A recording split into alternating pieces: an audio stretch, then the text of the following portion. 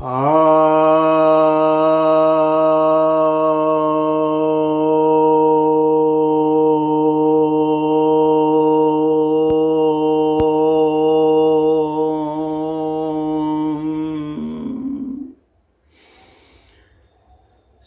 भक्तजनों को सप्रेम नमन।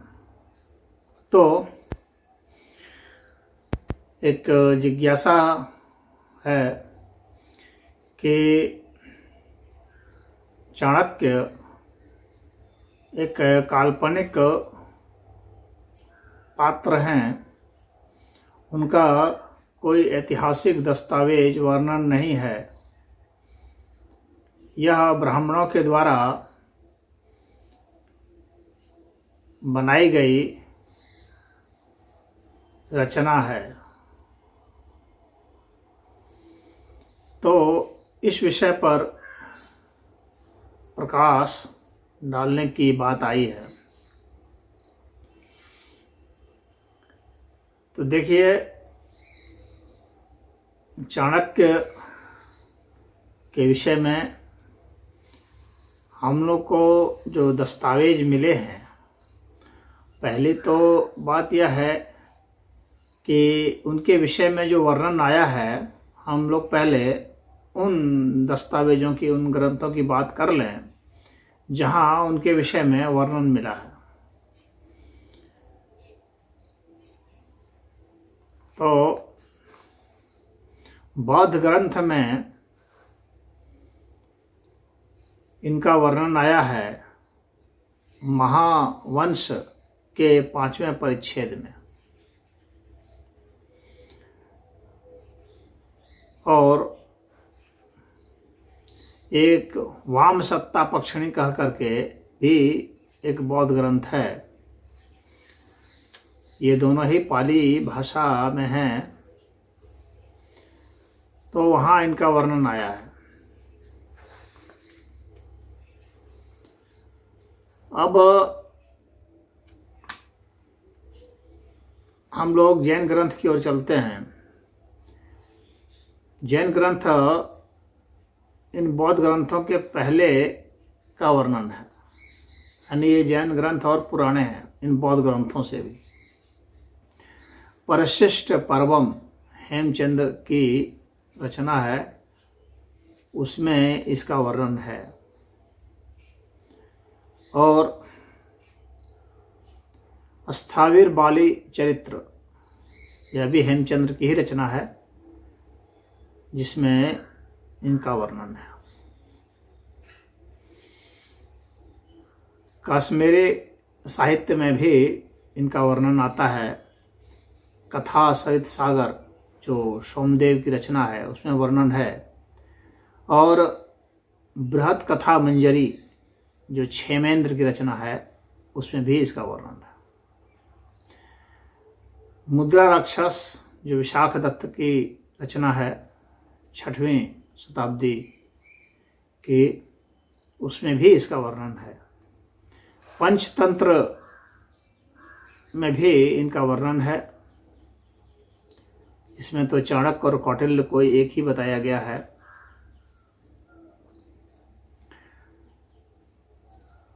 थॉमस ट्रॉटमैन जो हैं, वो जैन ग्रंथों को ज़्यादा प्रमाणिक और पुराना मानते हैं। जो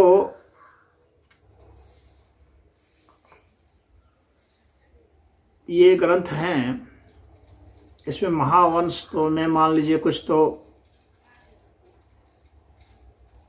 बताया जाता है कि उतना विश्वसनीय नहीं है, फिर भी ग्रंथ तो ग्रंथ है, उसमें हर बात झूठी थोड़ी ना होगी।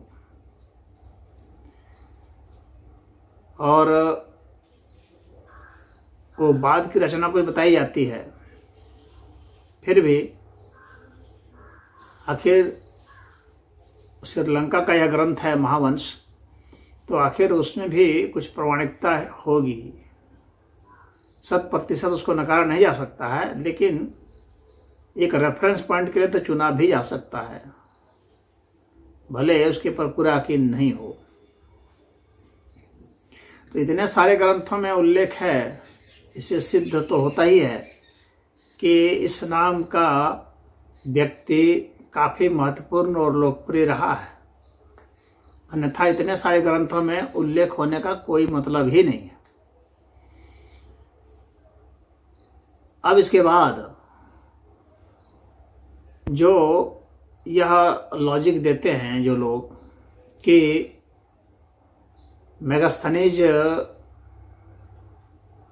आया था भारत और यहाँ रहा था, उसने एक ग्रंथ भी लिखी है इंडिका, उसमें चाणक्य का वर्णन क्यों नहीं है? तो मेगास्थनीज के ग्रंथ में चाणक्य का वर्णन नहीं होगा तो इसका मतलब यह तो है नहीं कि चाणक्य है ही नहीं। मेगास्थनीज ने क्यों नहीं वर्णन किया? क्योंकि मेगास्थनीज का जो ग्रंथ है इंडिका, उसके सारे पन्ने तो अभी उपलब्ध भी नहीं है। वह तो कई कुछ रेफरेंस का, वो ग्रंथ नाम की चीज़ तो उपलब्ध ही नहीं है मेगास्थनीज का। कहाँ पर उसका रेफरेंस है उसी को जुटा करके इंडिका बना लिया गया है। तो हो सकता है वर्णन रहा भी हो जो अभी तक ना मिला। कोई ऐसी वो कोई ग्रंथ, ऐसा कोई ग्रंथ तो वो नहीं है कि गया और जैसा का जैसा लिखा था वैसा का वैसा आज इतिहासकारों को उपलब्ध है, ऐसा तो है नहीं। उसके विषय में कहाँ रेफरेंस दिया गया था, उन ग्रंथों से लेकर के ही मेगास्थनीज की इंडिका बनी है। यानी डायरेक्ट मेगास्थनीज की इंडिका उपलब्ध नहीं है।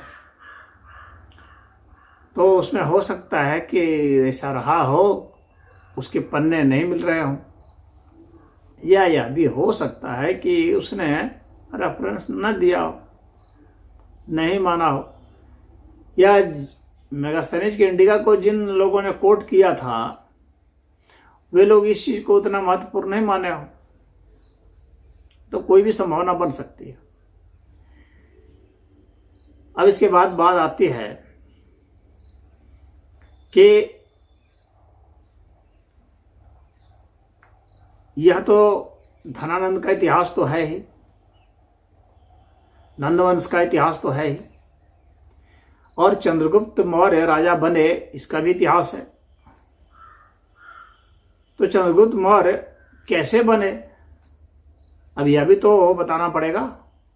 चंद्रगुप्त मौर्य क्या अकेले ही वो सफल हो गए करने में, यह भी तो बताना पड़ेगा। चंद्रगुप्त मौर्य किस तरह से वहां काबिज हुए सत्ता पर, तो उसका भी तो ऐतिहासिक वर्णन चाहिए, दस्तावेज चाहिए। तो उसके भी तो ऐसा कोई दस्तावेज नहीं आते हैं। तो चंद्रगुप्त मौर्य बिना किसी सहयोगी के ही वहां पहुंच गए क्या? बिना किसी सहायक मंत्री के ही वहां पहुंच गए? तो हमें इतिहास को इस परिप्रेक्ष्य में भी देखना पड़ता है। अब सबसे बड़ी बात जो प्रमाण की बात है तो वह यह है कि उनकी रचना लिखी हुई है आज हमारे पास। जैसे गीता से वेदव्यास सिद्ध होते हैं, किसी भी रचना से उसका रचनाकार सिद्ध होता है, उसी तरह से अर्थशास्त्र की रचना से चाणक्य सिद्ध होते हैं। अर्थशास्त्र में भी तो चाणक्य का वर्णन है और अर्थशास्त्र की रचना भी उपलब्ध है इतिहासकारों को, और चाणक्य नीति भी उपलब्ध है। तो ये दो ग्रंथ जो उपलब्ध हैं इनसे भी चाणक्य सिद्ध होते हैं। कोई कहता है कि चाणक्य के पुत्र थे, कोई कहता है चाणक्य जो है उनका गोत्र था। तो चाहे चाणक्य के पुत्र थे चाहे चाणक्य का गोत्र था, उसके नाम से वो चाणक्य है। कौटिल्य भी उनका नाम था, विष्णुगुप्त भी नाम था।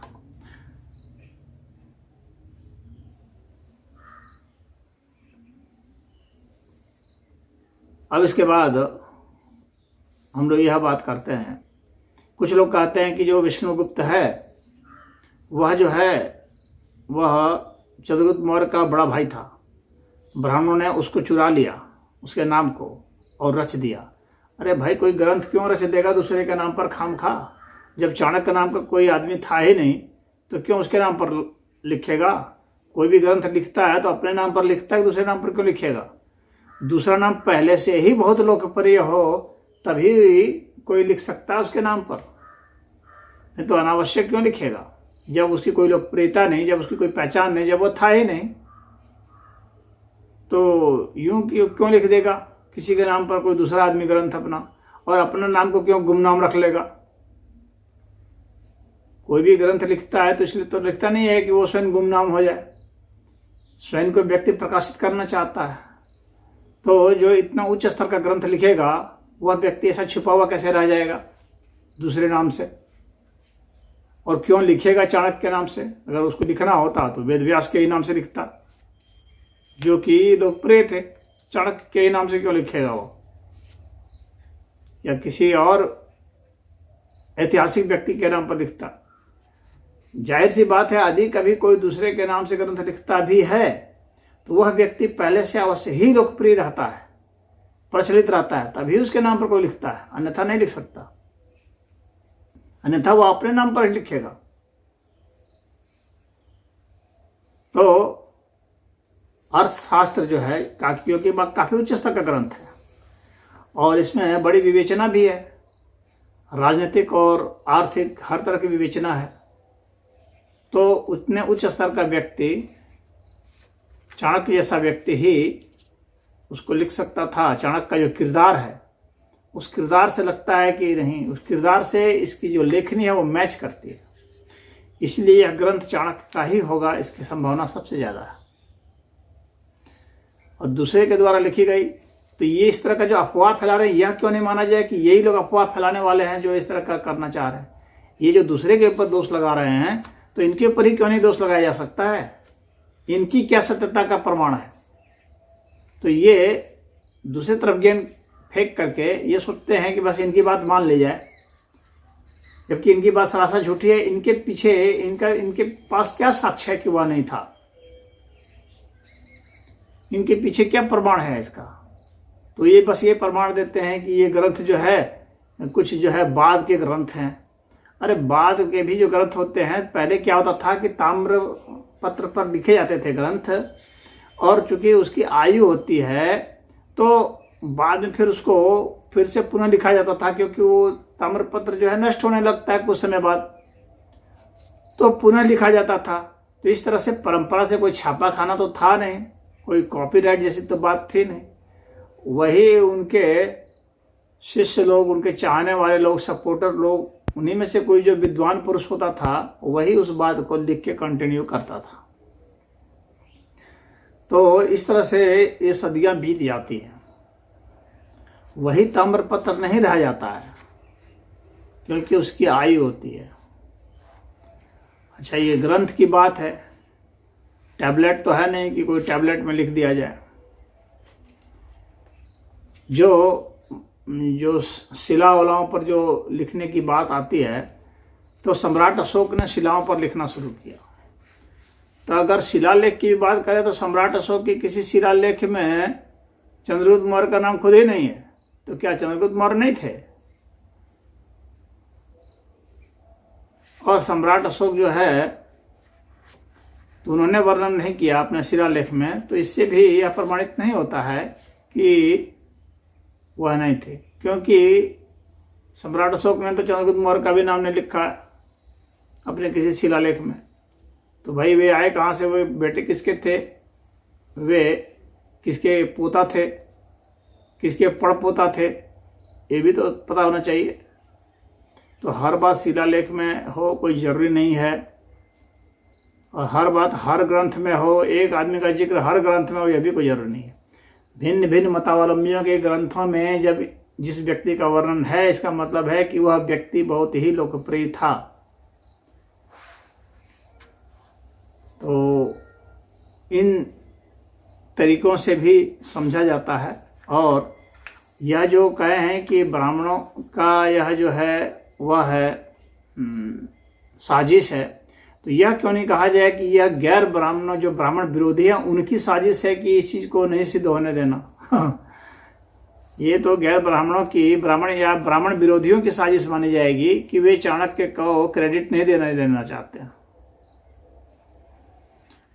तो ये ब्राह्मण विरोधियों की बात है, तो ब्राह्मण विरोधियों की बात क्यों मानी जाए? उनके पास कौन से दस्तावेज है? तो ये सब एक जो है ये राजनीतिक एजेंडा है चला रहे हैं जो लोग, और ब्राह्मण विद्वेष की बात है। तो ब्राह्मण विद्वेष से बहुत लोग जो है ग्रस्त हैं, और जो विदेशी एजेंडा है उसके आधार पर चला रहे हैं, और वे भारत के इतिहास की हर उस चीज़ को नकारना चाहते हैं जो ब्राह्मण को क्रेडिट देता हो, जो हिंदू धर्म को क्रेडिट देता हो, जो सनातन धर्म को क्रेडिट देता हो, जो वैदिक धर्म को, वैदिक मत को क्रेडिट देता हो। ऐसे के खिलाफ में मुहिम चलाने वाले लोगों की ही यह कारस्तान है। तो उनके हर तरह के एजेंडे को नहीं माना जा सकता है। हरि ओम।